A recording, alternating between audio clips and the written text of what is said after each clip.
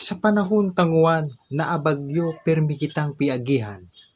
Alo sa sanbulan nagkakapirang bagyo asa tenan nararanasan. Padpadidi, padpad adto. Bagaan naranasan niya mga atep niya mga bagay ninyo. Pero aatep niya kapitbahay ninyo. Nanguan aatep naging yero. Samantalang ni pa aatep bago umabot. Yung bagyo. Yung bagyo.